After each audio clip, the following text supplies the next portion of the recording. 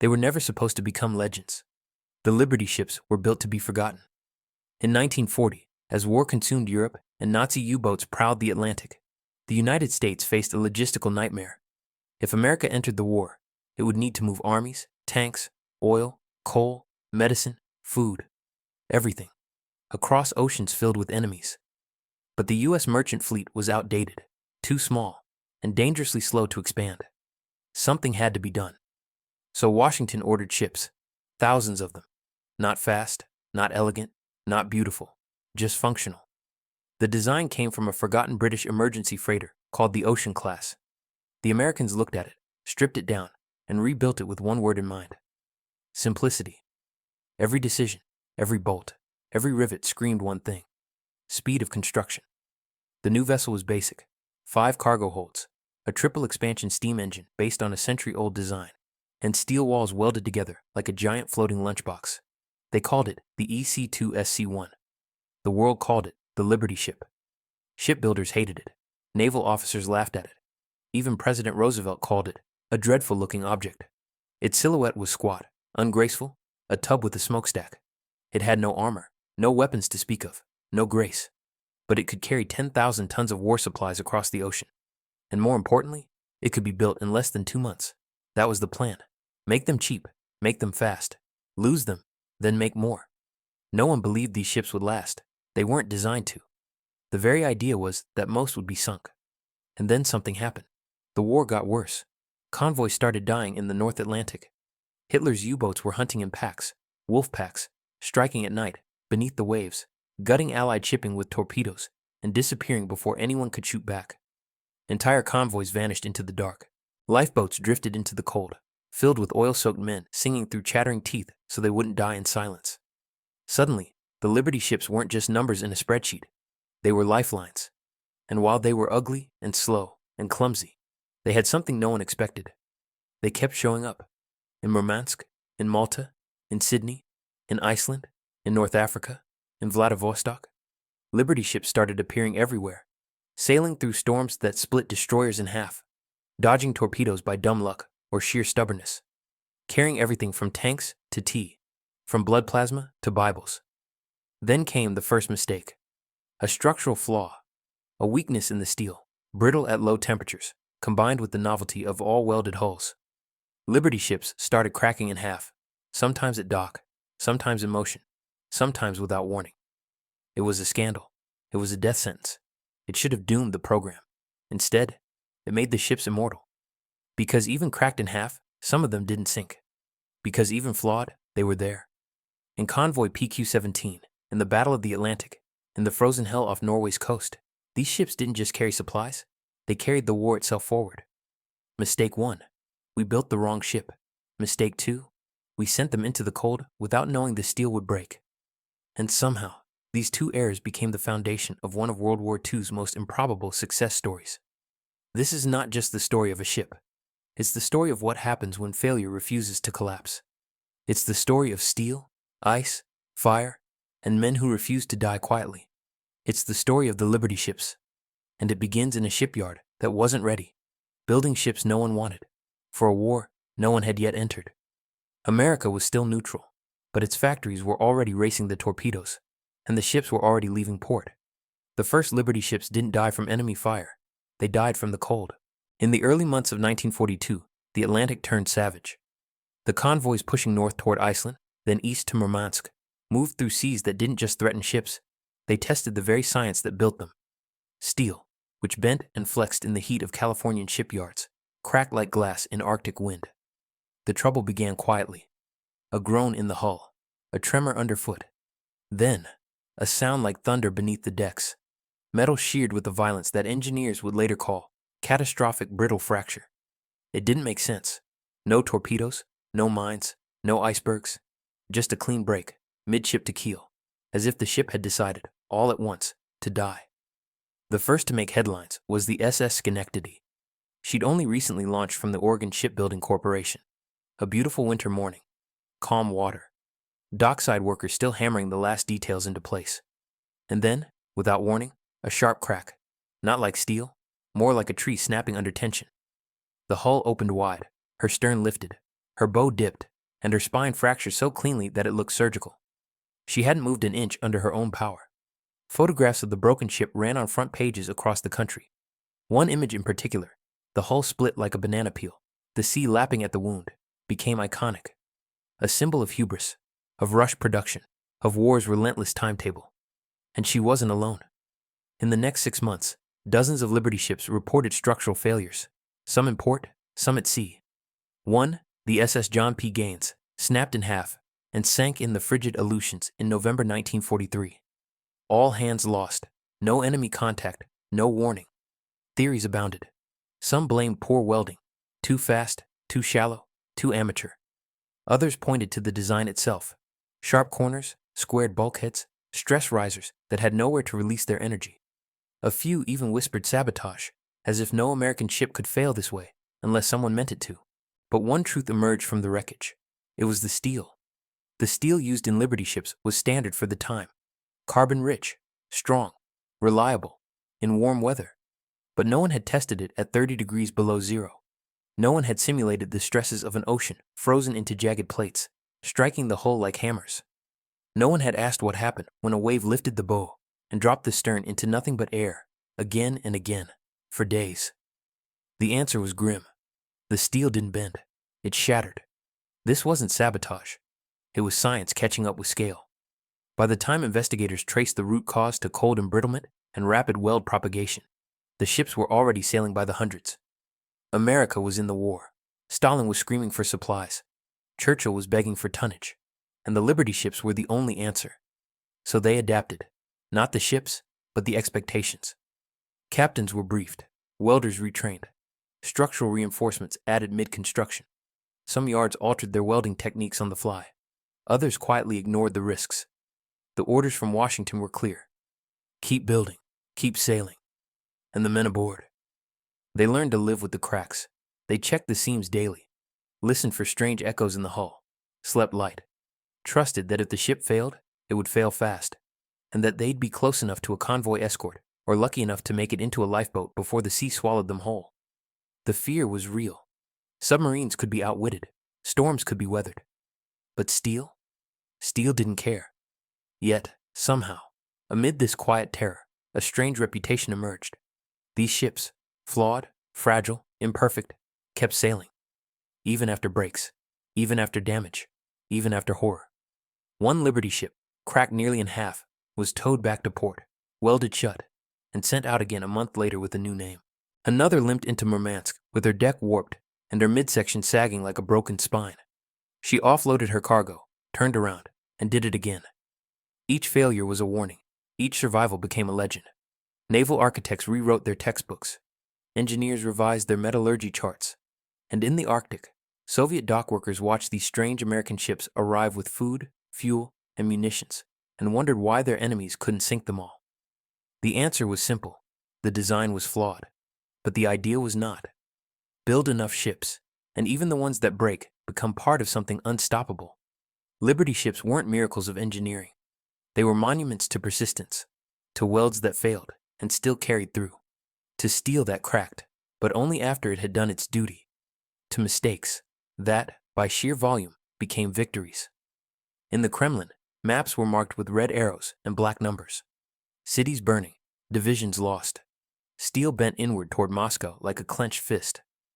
By the winter of 1941, the Soviet Union was bleeding from 100 wounds. German panzers rolled through Ukraine.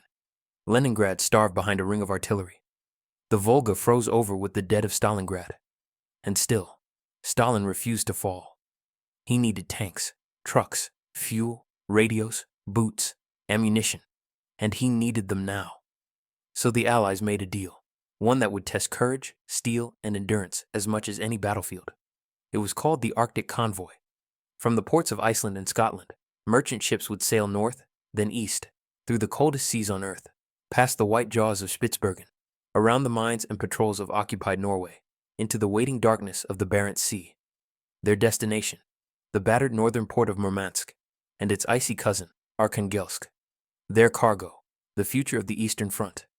At the heart of these convoys were Liberty ships, steel tubs, patched and creaking, barely able to make 11 knots, their hulls frosted in sea ice. their decks crawling with nervous crews, Americans, Canadians, Norwegians, Brits, and sometimes even Soviets, all staring at the horizon where death usually came from below. Because in these waters, the enemy was not just the Germans. The enemy was the sea itself. Waves rose like mountains. Ice formed on guns, ropes, and fingers. Wind howled like wolves in the rigging. Lifeboats, if they could be launched at all, often became instant coffins. And still, the convoy sailed. The Germans knew their value. Hitler called them Stalin's milk cows. He ordered them destroyed. The Kriegsmarine sent U-boats north, dozens at a time, waiting in long lines beneath the ice-colored swells. They called them wolf packs, and in the Arctic, they hunted without mercy. Luftwaffe squadrons from occupied Norway circled high above, waiting for gaps in the weather to strike. Bombs fell through snow. Torpedoes sliced under waves. The Arctic sky lit with fire, then blackened again. Convoy PQ-16 lost 7 ships. Convoy PQ-17 lost 24. But others made it. Many made it. And the ones that arrived carried not just weapons. They carried hope.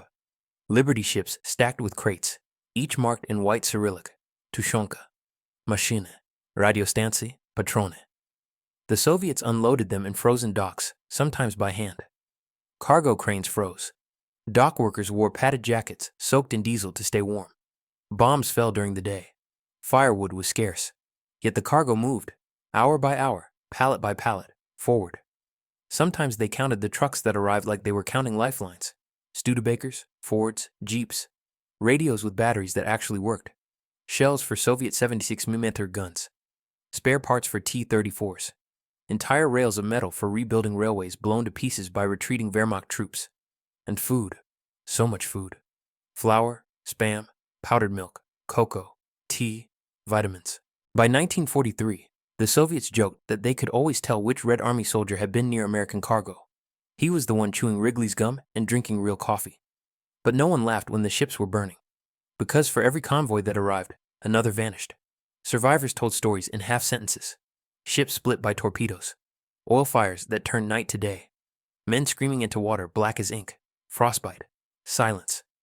One Liberty ship, SS Daniel Morgan, took 2 torpedoes and stayed afloat long enough for half the crew to be rescued. She broke in half 6 hours later.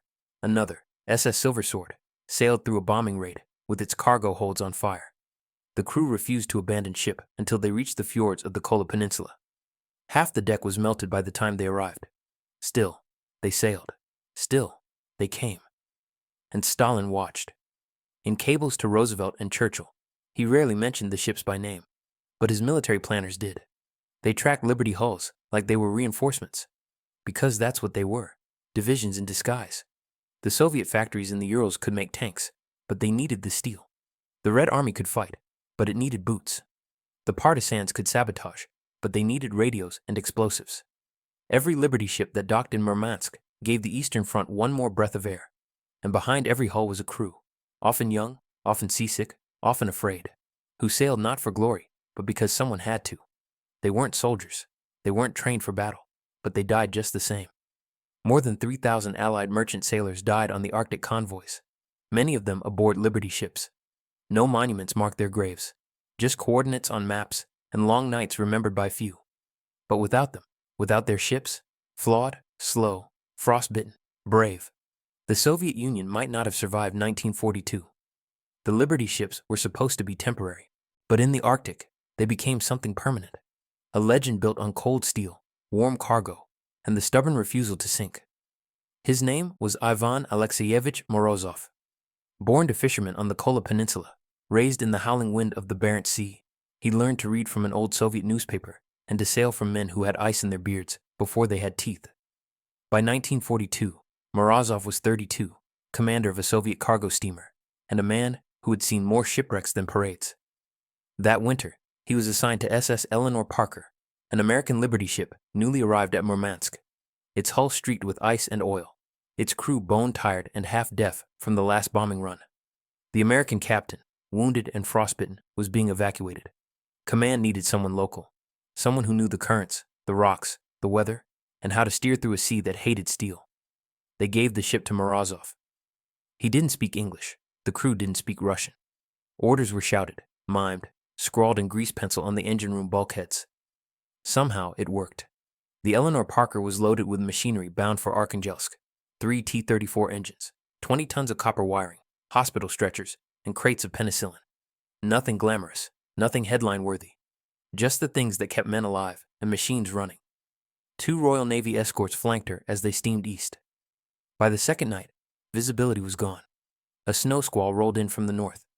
The escort ships blinked into the dark, swallowed by the white. The Eleanor Parker steamed on, blind, alone, into a sea where U-boats waited and ice could break a hull like bread. At 03:44, the torpedo hit. It struck just below Hull 2, lifting the ship from the water with a dull, monstrous thud. Steam screamed from cracked pipes. Men tumbled from hammocks. A fire broke out near the galley. Water flooded the lower deck in seconds. Morozov didn't hesitate. He didn't wait for the lifeboats. He didn't order abandoned ship. He shouted for all pumps full, ordered the ballast shifted, and ran to the wheelhouse. The crew, cold, terrified, and convinced they were minutes from dying, obeyed him. Maybe it was his voice. Maybe it was the way he stood, soaked in diesel, gripping the railing like he meant to drag the ship forward by hand. Below deck, 2 engine crewmen died trying to seal a flooding compartment. The bulkhead held, barely. The fire in the galley was extinguished with snow shoveled in buckets from the deck. A makeshift tourniquet was tied around a steward's leg with an American belt and a piece of copper wire, and the ship, impossibly, stayed afloat. By dawn, the Eleanor Parker had a list of 11 degrees. The bow dipped with every wave. The radio was dead, but she was moving. East. For 37 hours, Morozov kept her steady. No escort, no navigation. Just a compass, a cracked chart, and a man who could read the Arctic sky better than most men could read books. They reached Arkhangelsk at dusk. Dock workers stared in silence as the ship limped into port, black smoke trailing behind like a funeral veil. When they offloaded the cargo, they found the T-34 engine still intact. The penicillin had frozen, but survived. Every stretcher made it. So did 23 of the 25 crewmen.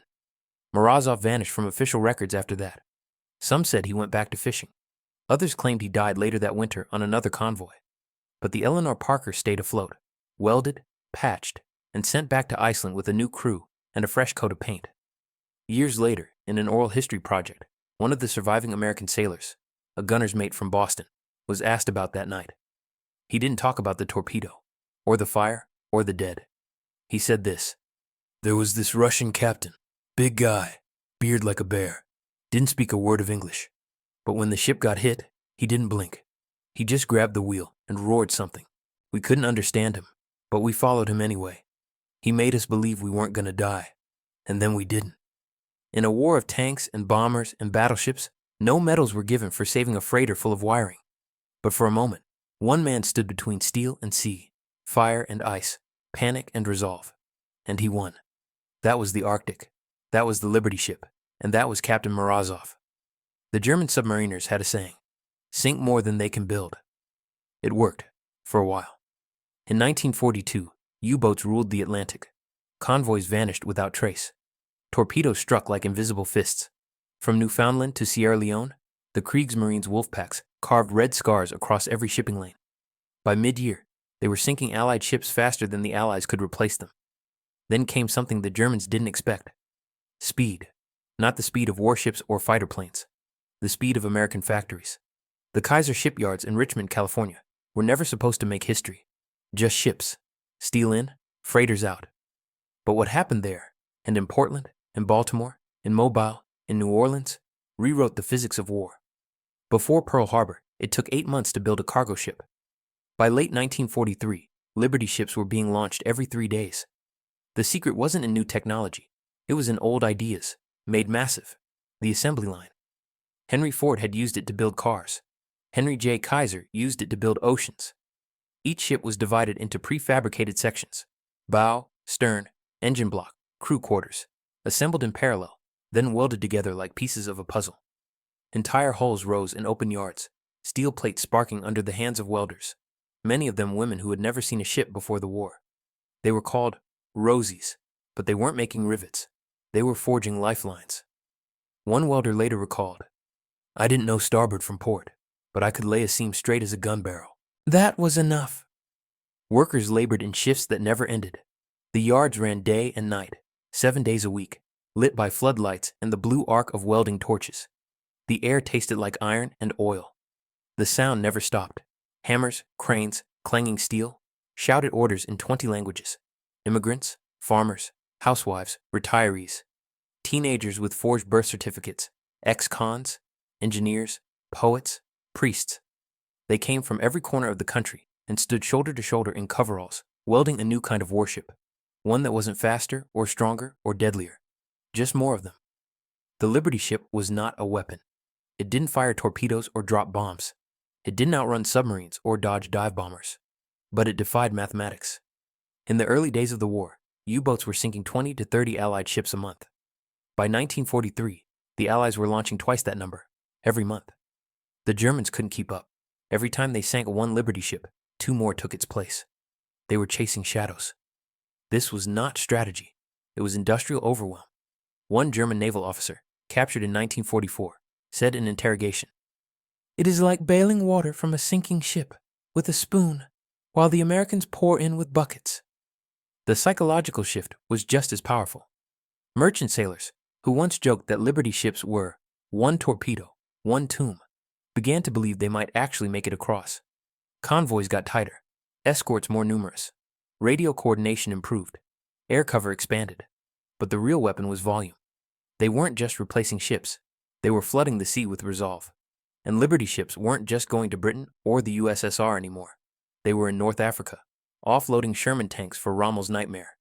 In the Pacific, delivering construction equipment for airstrips on coral atolls.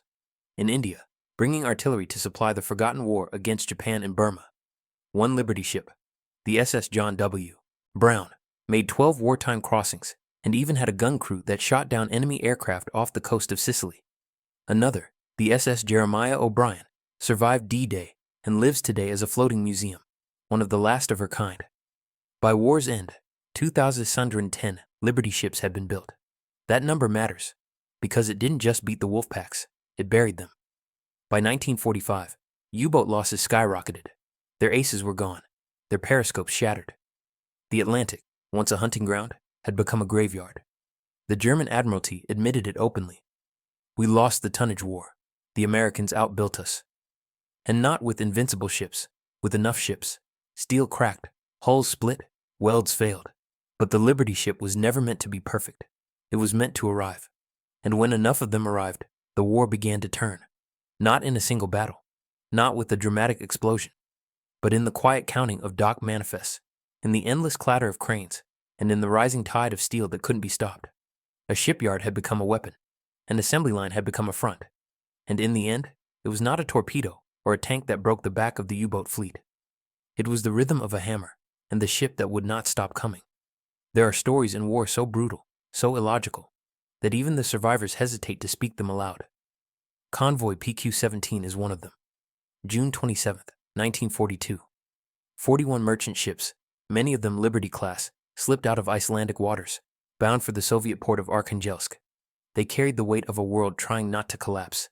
Tanks, trucks, oil, munitions, radar equipment, aluminum, boots, radios. Everything Stalin's armies needed to survive the summer offensive. The Arctic summer gave them endless daylight, but it also gave the Luftwaffe 24 hours a day to find them. They sailed under escort, 6 destroyers, 4 corvettes, 2 anti-aircraft ships, 3 minesweepers, and a distant covering force, including the battleship Duke of York and the American cruiser USS Wichita. Shadowing them silently in the fjords of Norway was the real threat. The German battleship Tirpitz, sister to the sunk Bismarck, and a monster feared by every convoy sailor in the Atlantic. The plan was simple. If the Tirpitz sailed, the heavy escort would engage. The convoy would scatter. The Royal Navy had trained for this. But when German reconnaissance aircraft began circling PQ-17 on July 2nd, the British Admiralty made a fateful call, one that still echoes in cold steel. A decrypted message suggested that the Tirpitz was mobilizing, without confirmation, without contact, without engagement. The Admiralty ordered the convoy to scatter. Convoy PQ-17, deep inside the Arctic Circle, surrounded by U-boats, was told to break formation and sail independently toward Soviet ports. To do so was to sign a death warrant. Liberty ships weren't built for solo navigation in the Barents Sea. Their top speed was 11 knots, less than ice. They had no sonar, weak radio, and little defensive capability. Their best protection was numbers. Formation, escorts, and the shared eyes of the fleet. Now they were alone, and the Germans descended. Luftwaffe bombers came in waves, dropping from clouds like steel birds of prey. U-boats surfaced under cover of fog. Torpedoes struck with impunity. Ships burned for hours or disappeared in minutes. The SS William Hooper, a Liberty ship loaded with aviation fuel and medical supplies, exploded in a fireball so hot it turned the sea to steam. The SS Daniel Morgan, crippled but afloat, was scuttled by her own crew after a second torpedo strike. Crews abandoned ships in lifeboats that capsized in the freezing water. Some were strafed as they rode. Others simply vanished in the waves, swallowed before their ship's name could be radioed. Of the 41 merchant vessels that left Iceland, only 11 made it to Russia. Among the 30 lost, 13 Liberty ships. One of them was the SS John Witherspoon, carrying munitions, tanks, and food. She was struck by a torpedo, then circled by aircraft. Her crew abandoned ship as the sky filled with the whistle of falling bombs. Some reached lifeboats, most did not. Survivors floated for days, sunburned from the midnight Arctic sun, freezing from the water, blinded by salt, hallucinating from thirst. Soviet trawlers picked up some. Soviet weather ships, others. But the sea took many more. The convoy's disaster sparked international outrage. American newspapers ran headlines. Convoy betrayed. U.S. Ships left without escort. Who gave the order? No answer brought comfort. The Tirpitz never attacked. She never left port. The decision to scatter PQ-17 had been made from fear, not facts, and the Liberty ships paid the price. But what remained, what refused to be erased, was the memory of the crews who went anyway. Men who knew the odds, who heard the stories, who saw ships split open in the cold and still climbed aboard. They weren't heroes in the traditional sense. They didn't charge hills or plant flags. They loaded crates, tied knots, cleaned grease from pistons, watched the horizon through binoculars cracked by cold. But they kept going. Because Stalin needed the steel. Because the Red Army needed the tires and the boots and the copper wire. Because, somewhere beyond the fog, someone had to get through. One Liberty ship, the SS Samuel Chase, survived the convoy intact. Her crew later said they counted 7 torpedo wakes that missed. They arrived in Arkhangelsk with their hull dented and their nerves wrecked, but the cargo untouched. When asked later if he would sail again, the first officer answered quietly, "We made it. That's the only thing that matters." Today, the Arctic Sea keeps its secrets. The Liberty ships lost with convoy PQ-17 lie silent beneath ice and wave. Their cargo never delivered. Their names etched only in shipping logs and grave markers far from home. But even in disaster, their purpose endured. Because the war did not stop. Because more convoys followed. Because more Liberty ships were built. And because, in war, even failure carries the future forward if someone is willing to sail into the fire. When the war ended, the Liberty ships didn't.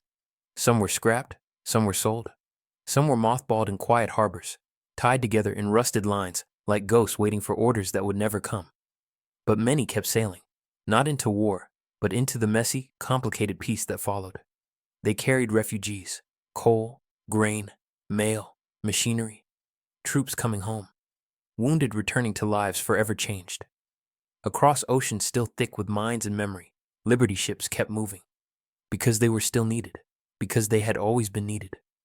Even now, long after the guns fell silent, one question lingered. How did a ship so flawed become one of the most important vessels of the 20th century?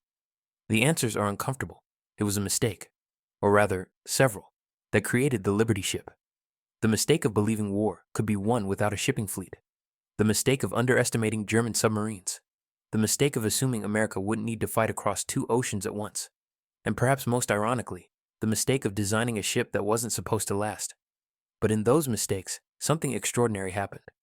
The design, ugly and vulnerable, turned out to be just good enough, just strong enough to survive a torpedo, sometimes, just simple enough to repair mid-voyage, just fast enough to build faster than the enemy could sink them. They were ships born from compromise, and that compromise, that brutal, necessary imperfection, became their power. Engineers called them emergency ships, sailors called them lucky ships, the enemy called them unstoppable. In the Soviet Union, they were known by name, not individually, but by class. Liberty, mentioned in military reports, praised in dispatches, cursed by German field officers who saw Soviet units equipped with American trucks, American food, American ammunition, all carried across hellish seas by these steel beasts. One Soviet general wrote in 1944, "We would not have reached Berlin without the Second Front or the Liberty ships." It wasn't flattery, it was math. The Lend-Lease program sent the USSR more than 400 Liberty ships. They delivered over 4 million tons of cargo to Soviet ports. More than just weapons, they brought survival itself, and the Soviets learned to respect them. There were stories, whispered at docks, told in mess halls, of crews sailing a Liberty ship halfway across the Arctic with a broken rudder, steering only by engine thrust. Of a ship hit by a torpedo that plugged its own hull with cargo crates to stay afloat. Of another that froze to the deck but made its offload on time and turned around the same week. In time, even the German Navy admitted defeat, not to a better ship, to more of them. To the simple equation: one torpedo, one Liberty ship, because another's already on the way. In total, 2,610 Liberty ships were built, 15,000 tons of steel each. That's over 40 million tons of persistence. They carried 75% of all U.S. cargo in World War II, and they did it with a survival rate higher than anyone had predicted. Even now, in harbors across the world, a few of them remain. Museum ships, training platforms, hollowed hulks used for spare parts or breakwaters. Their paint is faded, their decks are rusted, but their names are still visible. SS Jeremiah O'Brien, SS John W. Brown, SS Red Oak Victory. They still float. So do the lessons. The Liberty ship taught war planners that numbers matter, not just on battlefields, but in shipyards. It taught commanders that logistics is not background, it is strategy. It taught nations that steel and sweat, when aligned with urgency, can create miracles. And it taught sailors, the ones who crewed those cold, groaning hulls through fire and ice, that bravery doesn't always wear a uniform with medals. Sometimes it wears oil-stained overalls and keeps a wrench in its back pocket. They were imperfect ships, born from imperfect decisions, in an imperfect war. But they showed up, again and again, enough to turn tides, enough to build bridges of steel across oceans of flame, enough to matter. And in war, that's all you can ask of any ship, or any man, to arrive, to endure, to carry the weight, even when it breaks you. Mistakes built the Liberty ships, but it was courage that made them legends.